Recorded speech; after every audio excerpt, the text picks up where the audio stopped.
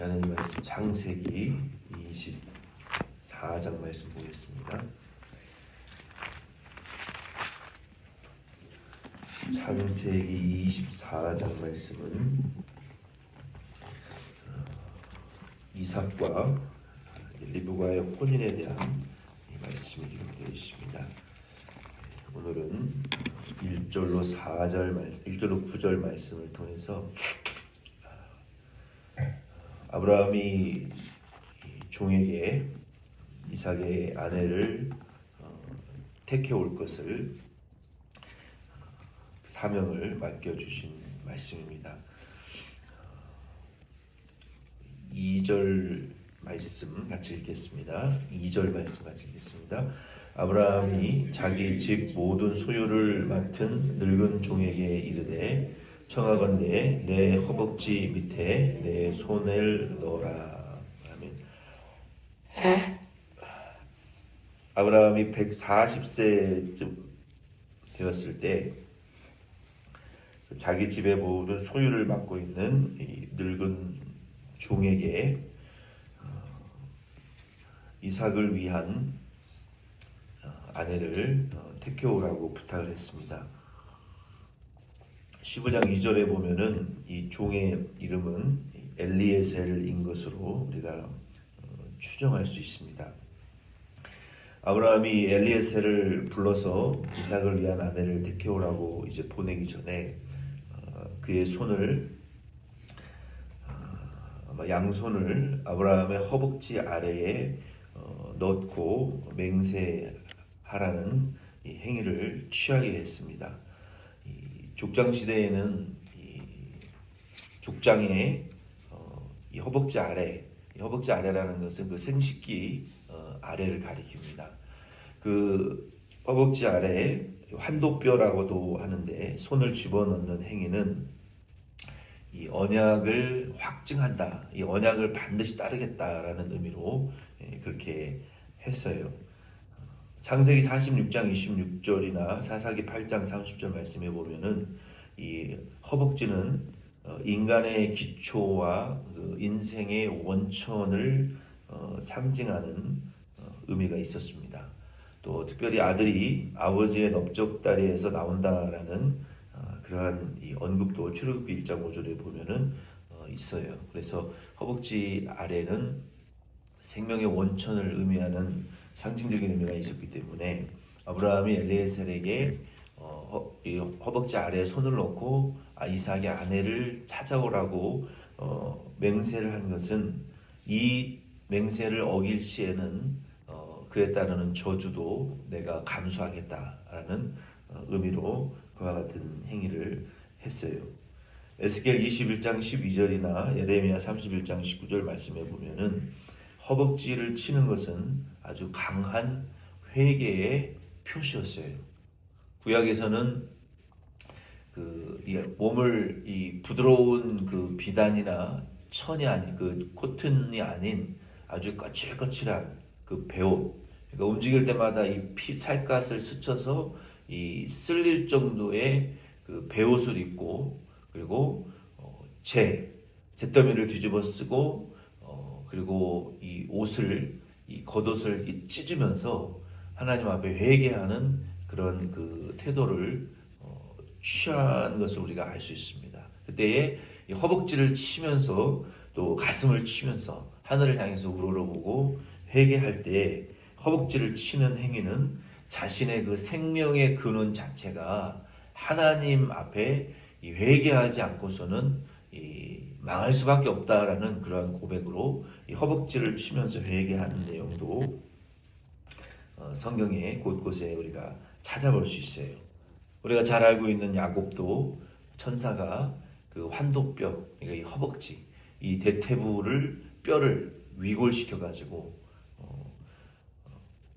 야곱의 생애가 그때 변화되지 않았습니까? 야곱이 이스라엘로 거짓말하는 자가 황태자, 승리자라는 이름으로 변화되어질 때 그 생의 근원이 마치 위골되어 나가는 것처럼 우리가 하나님 앞에 변화되기까지는 그냥 적당히 뭐 손가락 하나 정도가 아니라 이 대퇴부, 이 의학적으로는 이 대퇴부가 위골되거나 이 부러지게 되면 몸에 가장 큰 뼈, 동맥이 있기 때문에 이 대퇴부를 다치면 쇼크로 이 너무나 큰 고통이 동반되기 때문에 이 전쟁에서도 이 대퇴부가 잘려 나가게 되면 이 살아날 확률이 없어요. 그래서 쇼크가 오기 때문에 죽게 됩니다. 그러니까 이 대퇴부를 하나님이 야곱을 친 것은 그의 생명의 근원이 하나님이다. 하나님을 생명과 같이 의존해야 변화될 수 있지, 언약이 이루어지지.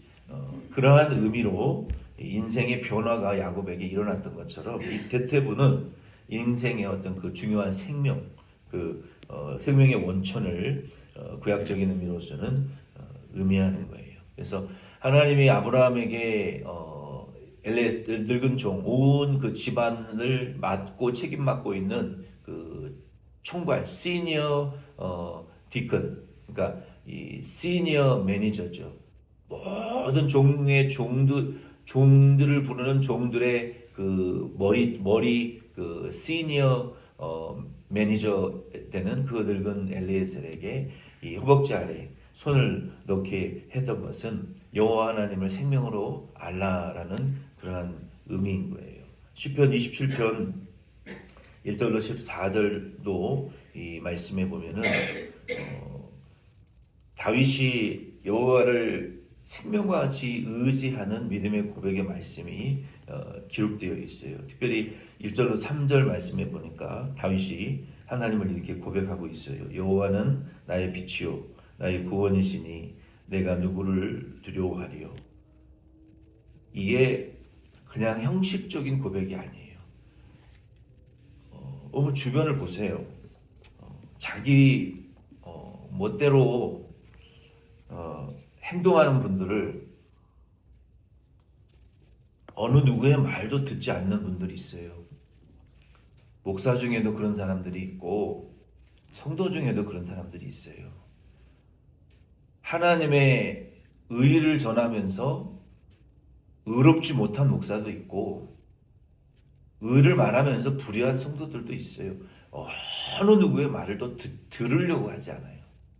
왜요? 하나님을 두려워할지 모르기 때문에 그래요. 하나님이 한번 한도뼈를 허벅 치시면 하나님이 치시면 우리의 인생은 끝나고 우리는 아무것도 아니라는 이 하나님 두려워하는 여호와 경외하는 사상이 없기 때문에 자기 멋대로 행동하는 거예요. 자기 멋대로. 하나님을 두려워할 줄을 몰라요. 어느 누구의 말도 듣지 않고 불의한 것은 불의하다 그러면은 들을 줄 알아야 되는데 자기 멋대로 인생을 사는 사람들이 있다는 거예요. 왜? 여호와를 두려워할 줄 모르기 때문에 그래요. 우리 성도님, 저와 여러분들은 여호와를 두려워할 줄 아는 분이 되시기를 꼭 부탁을 드립니다. 사람을 두려워하는 사람들은요, 여호와를 두려워하지 않습니다. 이게 달라요. 여호와를 두려워하는 분들은요, 특징이 사람을 두려워하지 않아요. 근데요, 여호와를 두려워하지 않는 사람들은요, 사람을 두려워해요. 친구를 잃을까봐 두려워하고, 나를 지지하는 사람들이 나를 더 이상 지지하지 않을까봐 두려워하고, 나와 함께 어울리는 사람이 나를 떠날까봐 벌벌벌벌 떨어요. 그게 참 신기하단 말이에요.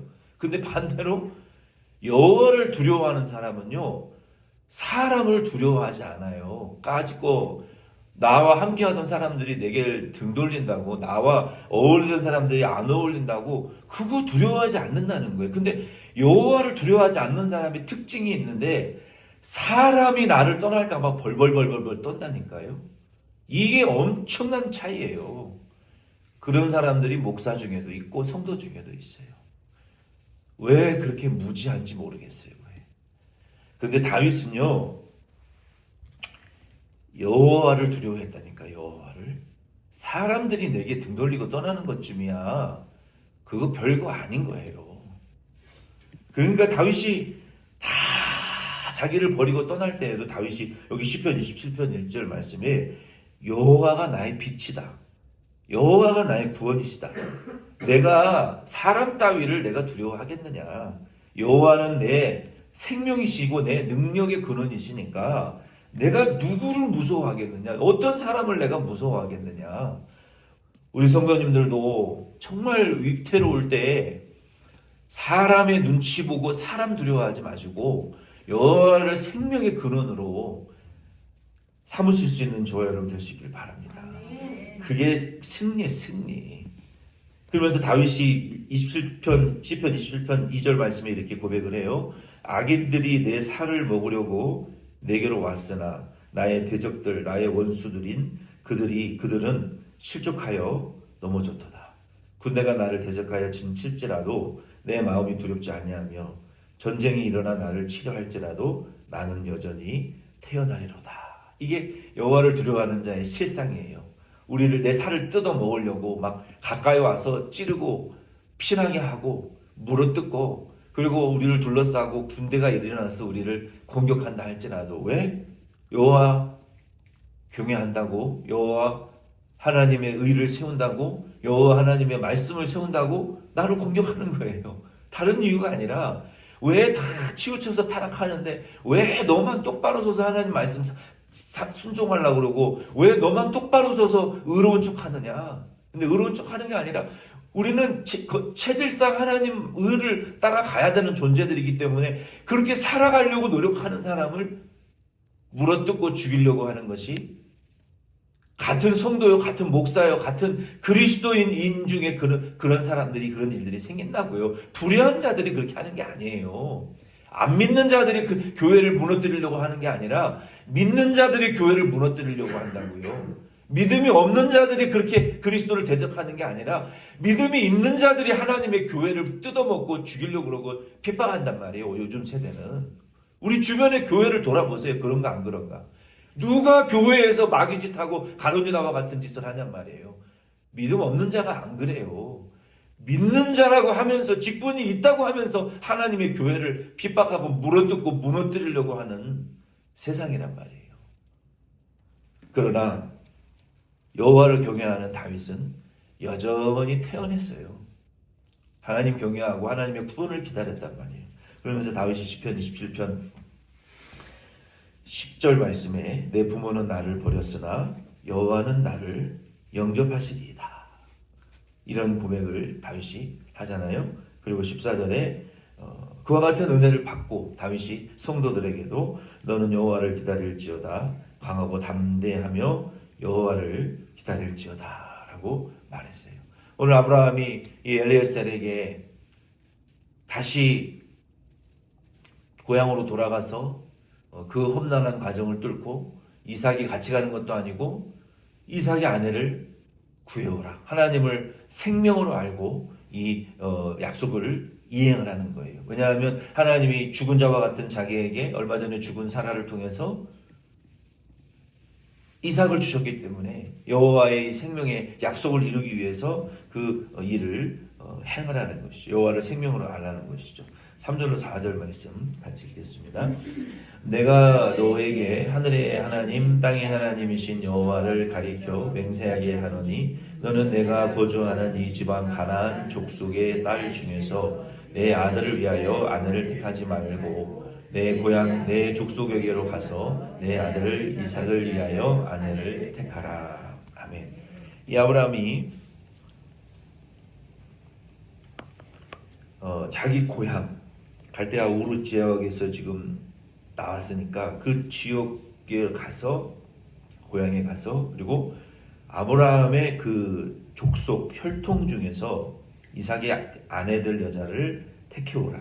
왜냐하면 가나안 여자로 결혼하게 할 수 없기 때문에 가정을 꾸릴 수 없기 때문에 이건 어떤 차별적인 태도가 아니라 하나님이 아브라함의 족속에게 약속하셨잖아요. 아브라함에게 약속하셨잖아요. 그리고 아브라함의 너의 몸에서 나올 후손을 통해서 내가 하늘의 별과 땅의 모래와 같이 많아지게 해주실 것이고 후손이 그리고 그 후손을 통해서 온 인류를 구원할 약속의 메시아가 이제 오게 될 것을 계시해 주셨어요. 그렇기 때문에 자기의 족속을 족속인 여자를 통해서 이삭과 하나님의 약속이 이루어져야 되겠다라는 그러한 믿음으로 나온 이 발상이고, 그리고 하나님이 가나안 여자를 줄 수는 약속을 이룰 수는 없지만 가나안 땅에서 하나님 약속이 이루어지겠다고 했으니까 고향의 자신의 족속에 그중에 하나님 믿는 자도 이제 생겼을 것으로 우리가 추정이 돼요. 그 하나님 믿는 후손을 통해서 하나님의 약속이 그 아브라함의 족속을 통해서 이루어지겠다는 약속을 이루기 위해서 그 이삭의 며느리를 데려오라고 말씀하셨고, 그리고 이 가나안 땅을 여기 와서 살 수 있는, 이 약속을 이룰 수 있는 그 며느리감을 이제 이삭과 결혼시키기 위해서 찾아오라고 말씀한 거예요. 그 이유에 대해서 아브라함이 5절로 9절 말씀에 굉장히 강조해서 이야기를 합니다. 우리 5절로 9절 말씀을 같이 읽겠습니다. 종이 이르되 여자가 나를 따라 이 땅으로 오려고 하지 아니하거든 내가 주인의 아들을 주인이 나오신 땅으로 인도하여 돌아가리이까. 아브라함이 그에게 이르되 내 아들을 그리로 데리고 돌아가지 아니하도록 하라. 하늘의 하나님 여호와께서 나를 내 아버지의 집과 내 고향 땅에서 떠나게 하시고 내게 말씀하시며 내게 맹세하여 이르시기를 이 땅을 내 씨에게 주리라 하셨으니 그가 그 사자를 너보다 앞서 보내실지라. 내가 거기서 내 아들을 위하여 아내를 택할지니라. 만일 여자가 너를 따라오려고 하지 아니하면 나의 이 맹세가 너와 상관이 없나니 오직 내 아들을 데리고 그리로 가지 말지니라. 그 종이 이에 그의 주인의 아브라함의 허벅지 아래에 손을 넣고 이 일에 대하여 그에게 맹세하였더라. 아멘. 아브라함이 이 엘리에셀 종에게 중요한 그 한 가지 지침을 주었어요. 6절로 8절에 두 번 반복해서 지시를 주었습니다. 그것이 뭡니까? 가나안 땅의 여자로는 이삭의 아내가 될 수 없고, 우리가 떠나온 고향 땅에 가서 우리의 족속 중에 하나님 믿는 자 중에 아내를 데려와야 되는데, 엘리에셀이 이 대담하는 그 태도를 보면은 아주 굉장히 치밀하고 아주 능동적인 사람이었던 것 같아요. 아브라함에게 그러면 여자가 이 여인이 따라오려고 하지 않으면 어떻게 해야 됩니까? 제가 여기 다시 돌아와서 이삭을 데리고 가서 보여주고 선보이고 다시 또 여기로 데려와야 됩니까? 그랬더니 아브라함이 6절로 8절에 두 번을 강조해서 never, 결코 그런 일은 일어날 수 없다. 왜냐하면 지금까지 애굽으로 내려갔다 여러 가지 고난을 많이 당해왔고 거기에서는 제사도 못 드리고 여호와의 이름도 부를 수가 없는 상황이라는 것을 연단을 통해서 깨달았고 이 헤브론, 이 가나안 땅을 떠나서는 안 된다. 왜? 하나님이 내 씨로 이 땅에서 축복해 주시기로 약속했기 때문에 우리의 후손이 여기서 머물러야 되기 때문에 그 약속을 절대로 이제는 변경할 수 없고 내가 실패하지 않으리라. 약속 떠나서 실패를 많이 해봤잖아요. 이제는 실패하지 않으리라. 약속이 있는 땅에 머무리라. 교회를 떠나지 않고 예배와 사명을 내가 떠나지 않으리라. 그러한 결단을 강력하게 했기 때문에 그런 일은 절대로 일어날 수 없다. 그것은 하나님의 약속을 벗어나는 것이다. 이게 아브라함의 믿음이었어요.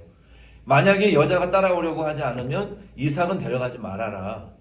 이삭을 데려갈 수도 없고 여자가 따라오려고 하지 않으면 하나님의 약속은 거기서 끝나는 것으로 알라. 이게 굉장히 멋있고 믿음의 태도라는 거예요. 우리도 이 하나님 아브라함과 같은 믿음의 태도를 배우셔야 돼요. 하나님의 약속의 범주 안에서 결혼도 가정도 사업도 인생도 살아야죠. 이 약속의 테두리를 넘어서면서 하나님의 약속을 저버리고 교회도 버리고 사명도 버리고 직분도 그냥 접어버리는 그런 분들이 있어요. 때가 되면 기회만 되면 좋은 기회가 오면 하나님의 교회도 접어버리고 약속도 접어버리고 사명도 접어버리고 자기의 직분도 신분도 접어버리고 그냥 그것 쫓아가는 분들이 있어요. 그냥 이 바운더리를 넘어버리는 분들이 있단 말이에요. 그래서 안 되는 거예요. 그래서 인생이. 그래서 하나님은 축복을 못 하시는 거예요. 하나님의 약속의 범주 안에서 우리가 적극적으로 모든 일들을, 세상 일들을 우리가 믿음으로 하되 그 약속의 경계선을, 계명이라는 경계선을, 십계명이라는 경계선을 넘어가지는 마시란 말이에요. 아멘이십니까? 만약에 넘어서는 것들을 상대방이 요구하면 여기까지구나. 하나님이 여기까지만 관계를 맺게 하시는 거고, 여기까지만 나가게 하시는 거고, 여기까지만 내 발걸음을 인도하시는 것이고, 거기서 돌아서셔야 돼요. 아브라함이 지금 엘리에셀에게 요구하시는 범주는 뭐예요? 절대로 이삭은 가나안 땅을 못 떠난다. 가나안 땅을 넘어가지 말라는 하나님의 약속은 거기까지라는 거예요. 아무리 합당한 자격이 있고 보기에 좋은 며느리감이라 할지라도 따라오지 않으려고 하는 것은 하나님의 약속이 거기서 끝나는 거다. 약속을 깨트리지 말라는 거예요. 며느리 때문에, 이성 때문에, 가정 때문에, 인생 때문에, 돈 때문에, 사업 때문에 우리의 인생을 살아갈 때 약속의 바운더리를 넘어서면 안 된다는, 하나님의 말씀과 언약에 주님이 주신 이 사명의, 교회와 직분과 사명과 하나님의 말씀의 범주리를 넘어서면 그 약속 깨진다는 거예요. 하나님의 보호하심이 떠난다는 거예요. 아브라함은 지금 철저히 경험해 봤잖아요. 약속을 떠나서 가나안 땅을 떠나봤더니 여호와 이름을 부를 수도 없고, 아비멜렉이라는 강적을 만나서 얼마나 호되게 당해봤어요. 우물을 빼앗기고 터전을 빼앗기고 약속의 땅을 주시겠다 그러더니 1스퀘어핏도 가나안 땅을 주시지 않는 거예요. 아들도 안 주고 땅도 안 주고 언약도 안 이루어지고, 그가 깨지고 하나님 앞에 온전히 약속을 붙들 때야 비로소 약속이 이루어졌던 것처럼 아브라함이 그 경험을 한 거예요. 그래서 절대로 이삭은 못 떠난다. 그리고 며느리감이 다 이루어졌는데 못 따라갑니다라고 하면 거기서 하나님의 약속이 끝난 것인 줄 알고, 그 사람과의 하나님의 약속이 없는 것인 줄을 알고, 하나님 뜻이 아닌 것을 알고 돌아와라. 다른 하나님의 뜻을 우리가 찾아보자. 그게 믿음이고, 그게 여호와를 두려워하는 아브라함의 여호와 경외하는 사상이었어요. 이 모습을 저와 여러분들도 배우실 수 있기를 바랍니다. 마지막으로 이제 1절에 보면은 아브라함이 나이가 많고 늙었고 여호와께서 그에게 범사에 복을 주셨더라. 그래서 하나님이 아브라함에게 늙었어도 나이가 점점 들어갈수록 하나님이 아브라함과 함께 하시고, 늙어갈수록 더 복을 주시는 받는 아브라함이었어요. 저와 여러분들도 나이가 들어가고 늙어갈수록, 세상 말로는 늙어가는 것이 아니라 익어간다라는 말도 있더라고요. 우리들의 믿음도 나이가 많아지고 우리가 늙어갈수록 더 하나님께 큰 믿음을 갖고 더 큰 복을 받으실 수 있는 저와 여러분 될 수 있기를 바랍니다. 아멘. 아브라함이 그러면서 하나님이 우리 앞에 천사를 보내주실 것이다. 앞서서 너 걱정하지 마라. 걱정하지 말고 그렇게 행하고, 안 돼도 하나님의 그건 뜻이다 라고 하나님 천사를 앞서서 우리에게 보내주실 거다라고 아브라함이 형통과 이 하나님의 뜻을 따라가면 순족한 길을 성공하게 하실 것을 약속으로 아브라함이 그에게 말했어요. 그래서 오늘 저와 여러분도 이 아브라함과 엘리에셀의 이 며느리 구하는 이 사명을 통해서 여호와 경외하는 믿음과 생명으로 삼는 그러한 믿음을 저희들이 배워나갈 수 있는 아침 되기를